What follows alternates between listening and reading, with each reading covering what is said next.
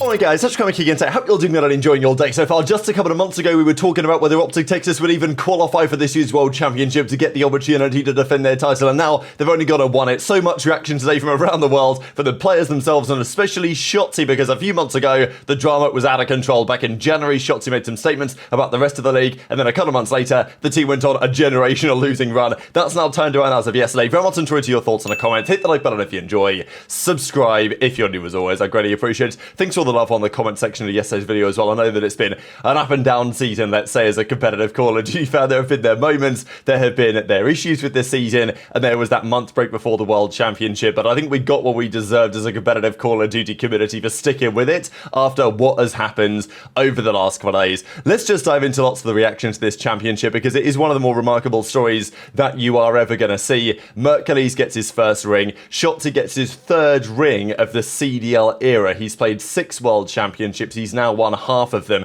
I think it really changes the game. It changes the conversation when it comes to the all-time list, where some of these players stand, because going into this year, if you'd have told me that there was going to be a player getting to 3 rings, I'd have probably expected it to be Simp or aBeZy, right, getting over that hurdle, and that would have been a big deal for them as well. There was talk, okay, if Simp gets his 3rd ring, he's been a top player since he came in 2019, where does Simp sit on the all-time list? There's only a couple of players with 3 rings in COD. Kremp is 1, Clayst is another, and then of course Karma, although now Karma's technically up to 5. Another remarkable stat on Karma is that when he was a player, his first 2 ever World Championships, 2013, 2014, Black Ops 2 and Ghost, he won both of them. So the first 2 chances, Karma got both of those rings. Since becoming a coach, his first 2 chances, Karma's picked up both of those rings. So it's pretty crazy. JP with 2, Huke with his 2nd. I think for Huke, as I said yesterday, it's such a cool story because his first ring, you know, was online and people still have comments about that as a result.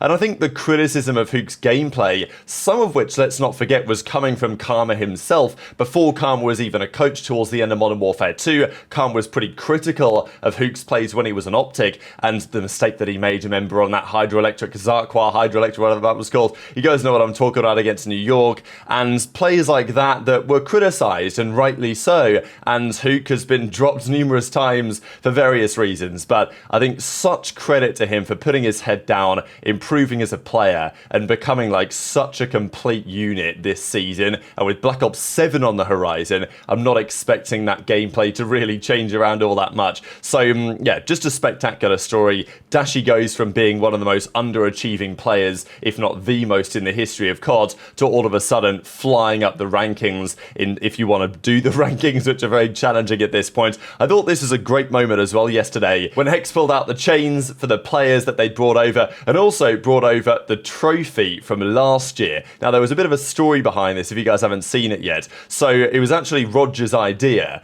who said having James fly out just in case for extra photo and video, and he's going to bring last year's trophy. Of course they weren't going to tell any of the guys this because it might have affected things, but yeah, the only people who knew were Roger, James, Paige, and then Hex obviously having received this message. And the idea of bringing the trophy there for the defense, it was a really cool idea. It was executed perfectly well, and yeah, you couldn't make some of this stuff up. I think we want to give some credit for a couple of minutes here to what happened on the Vancouver Surge side, because going from where they were, making back-to-back finals this season, but bombing out 0-4 in both of them, to fight their way back after what's happened in Dallas last time out at Major 4, to make it back to another final, the World Championship final at that, and actually put up a really good fight. I mean, this was edge of your seat stuff. Like, there were times where I never completely was sure that Surge were going to win, but there was times where this series was becoming very 50-50 indeed. Like, even during that rewind hardpoint, when Surge had a pretty big lead, it's like, oh my god, are we going to go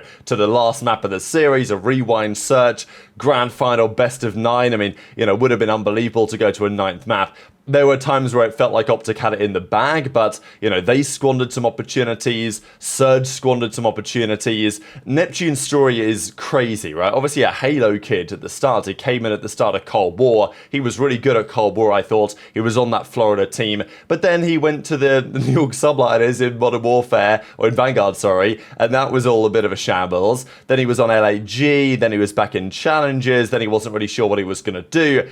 but he got the opportunity this year to come through, and yeah, obviously they're not happy with the results, the Surge guys, but getting to this point is super commendable. I think Nastie keeps leveling up every single year that I've seen him play. He's got better in some aspect. This year was the best that he's played yet. Says that they'll be back, of course, for the World Cup. And I think from Rambo hasn't tweeted yet since the result of yesterday. I imagine that he might do in due course, but I just wanted to look at this tweet from when they bombed out of the major back in Dallas. Saying today was a bad day for us would be an understatement. We now have a full month to prepare ourselves for the biggest event of the season, and we're going to make sure we do everything we can to not let a day like today happen again. Few days off, back to the lab to get where we need to be for champs. So honestly, commendable stuff from Rambo. I know that he won't be happy, obviously, we're losing in the fashion that they did. Certainly not to Karma, the coach on the other side. But yeah, look, OpTic were deserving champions, Surge were definitely deserving runner-ups, and the tournament they had, knocking Thieves out with a hot 3-0, you know, it doesn't get too much better apart from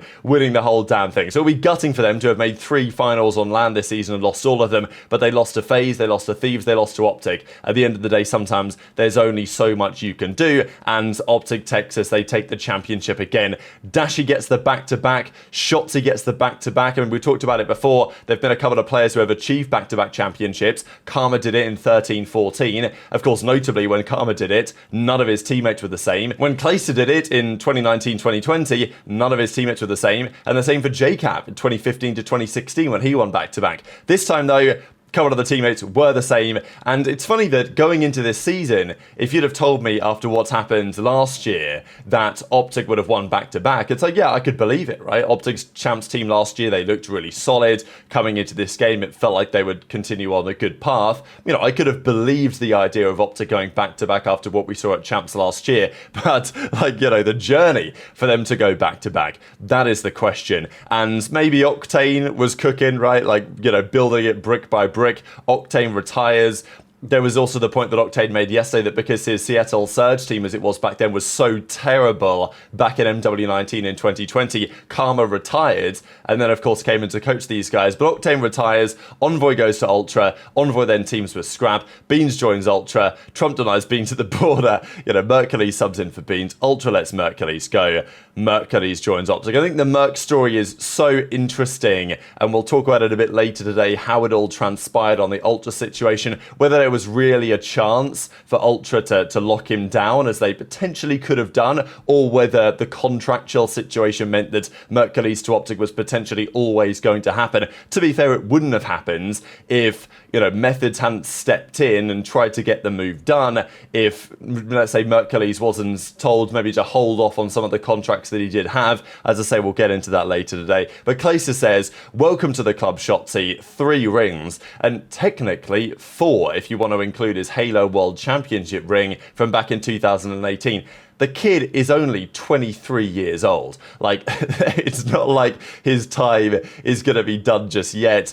And I think in the CDL era, like, unquestionably, Shotzzy's the greatest player of the CDL. Since it came out in 2020, he was MVP Rookie of the Year in the first year. He's won, you know, a handful of titles over that period, and now he's gone back-to-back championships for 3 rings in the last 6 years. You know, it's an insane record, and there's no doubt at all that the superstar has really etched his name into history, because, look, it is going to be a conversation, I'm sure we'll talk about it in due course, about where he sits all time, especially compared to somebody like Simp. To me, Simp going into this tournament was somewhere top 6, top 5, maybe all time. Like, I think that Simp definitely rose up the ranks. I didn't have Simp above, obviously, Kremp, Scump, Clayster, Karma. Maybe you could have Simp above Formal, but, you know, I had Simp maybe 6th or 7th in that kind of ballpark. Now you got to think with Shotzzy with 3 rings. Like, he's got to be thereabouts. Who knows? I mean, obviously, it'll be a big debate, and it's one that you can't really resolve. It's going to be all subjective at the end of the day. But Dashy, 2 times champion, back-to-back, as he says, this year's been a movie. Glad it all turned out to be a great ending after all. Back-to-back world champions, can you believe it? Let's open some cases to celebrate. And there was a bit of talk about that as well, right? Because Reed was pointing out here that Dashy has over 100 hours clocked on Counter-Strike in the last 2 weeks. And the funny thing about this story is that no one can ever say to Dashy ever again about, like, oh, like, this guy, he's not grinding enough COD and all this. And I think with certain games, it might be justified. But I even made this point myself that when I started playing CS back in like 2017, I felt like I got better at COD by playing it. I think Zuba even says that in replies. Yeah, CS makes you better at COD. I've been saying this, no BS, bro. And to be fair, Steam will track it. Even if you've got Counter-Strike loaded up on another screen and you're just doing whatever, it will still track it as if you're grinding. But Dashy was playing a fair bit of CS. There's quite a few games logged going into this championship. Okay, he was sitting there opening some cases as well. But yeah, super tippable, I thought, for every single angle. As Dashy says, damn, did Apple update the red bar? Like, what's going on? And we got the back-to-back right here. So Dashy taking advantage of the opportunity. I thought it was nice to see a tweet from Mercules as well here. 26,000 likes on this one. You know, we did it, world champions. Shout out our teammates, the coaches, and the fans. Like, I don't know, what a crazy story. Even Mercury's right, like, he's just a shy kid, and it's great. It's going to be great to see how he comes out of his shell going forwards. Like, when they won champs, he's up there on the main stage, he's kind of standing there expecting Shotzzy to go and lift the trophy, and Shotzzy then drags him and is like, yo, no, it's your trophy to lift. And, okay, Mercury's had like a 0.86 or whatever in the finals. I think it was inevitable that he was going to be feeling it a little bit, but his boys got him through at the end of the day. Mercury's got them to Sunday, and Shotzzy was like, you know, I got it from here, right? Drops a 1.2 in the grand finals. But speaking of Shotzzy, we got to talk about what he had to say. Back-to-back world champions, and then, of course, he drops this tweet. And this is the one that I think, were waiting for during the course of the tournament, and, I mean, really from the season all along, as he says, no feeling like this, super grateful for me and my team. So I also love how Shotzzy gives a lot of credit to himself, because, like, he deserves it, right? And I think there's a good element of that. Like, there's always going to be, if you're trying to be the best ever, if you're trying to be the best at anything, you've got to have a bit of an ego in there. And I think that Shotzzy displays that in, like, a positive way. Because you see this from Shotzzy when he won yesterday and he was like, look, I'm super proud of my team and the fans and the coaches, but also of me. Like, I put in the work. I grinded for this. I, like, you know, I made this happen, like, choose my own destiny type stuff. You know what I'm saying? So I thought that was really nice to see. Shout out the fans sticking through the beginning of the season. It was dark, and that's how you play for the win. Now, this is the comment that I think many of us are waiting for, because, yeah, the season was a bit of a shambles. There were times when Shotzzy was coming out on stream and saying, damn, you guys think we're terrible? You guys think we ain't making champs? Of course, they did make champs. They went on to win the whole thing. But the criticism that Shotzzy and the team were getting at the time was undeniably justified. Like, these guys were looking like the worst version of OpTic that we'd ever seen. I mean, I can't believe my eyes that this OpTic team has gone this season. I know that it's been a different team. Obviously, they've made changes. But there was a time this season where they were legitimately the worst OpTic team ever, like, we'd ever seen. Even there was a time in Ghosts when OpTic weren't great. They weren't as bad as OpTic were playing earlier this year. They went from that OpTic to, like, 3 months later being probably the most dominant OpTic that we've seen in the whole of the CDL. Okay, the Sunday was a very competitive grand finals, but the 3 days preceding the Sunday, the Thursday, Friday, and the Saturday, you know, OpTic were untouchable, completely untouchable. So, you know, it goes to show how important the mental side of the game is, and how important teamwork and chemistry is, because, you know, this is the same Shotzzy and Dashy that was stinking it up like a couple of months back, and here they are today. Of course, in January, though, they were looking pretty good. They were the #1 seed, let's not forget, going into Major 1 in Madrid, and that's when Shotzzy went on his crash out. And what's great about this is that he did the crash out, and he actually won at the end of the year, so hopefully we'll get more to come, because I think there was a time where Shotzzy was like, oh, I better not tweet, it's obviously backfired on me. Didn't backfire in the long term, did it? So, yeah, he was basically telling the pros, put the fries in the bag. You guys, like, you know, are not playing the game. You're super lazy. People are taking pay cuts every year. Wonder why. These guys are clowns. Don't do anything besides collect a check. Oh, we lost the break-off. Let's play for kills. So these are all the tweets that Shotzzy did. And, well, they aged like absolute fire wine at the end of the season. And then, of course, he runs it up with, that's how you play for the win. Which, of course, a reference to this specific tweet, also from the 10th of January as well. So quite the full circle season for these guys. And I think just one final thing I wanted to mention was just on OpTic, really as an organisation, because I mentioned it on the pre-show last night with Don, but for years, the discussion around champs was around Envy, right? Team Envy, Dallas Empire as they became, when they were around, they were always, and Hastro would make this clear, they were the champs team. 2013 champs, they were in the grand finals. 2014 champs, they were in the grand finals. 2016, they won it. 2017, they were in the grand finals. 2020 with Dallas Empire, they won the whole thing. I think OpTic have taken that crown now, undisputedly. For OpTic Texas, just OpTic Gaming as an organisation, like, when you think of the World Championship now, you're gonna think of OpTic being the team that delivers at the World Championship, because there'd never been a team to win back-to-back until now. So very much intrigued to your thoughts in the comments. Hit the like button if you enjoyed. Subscribe if you're new. Take care. And I'll see you next time.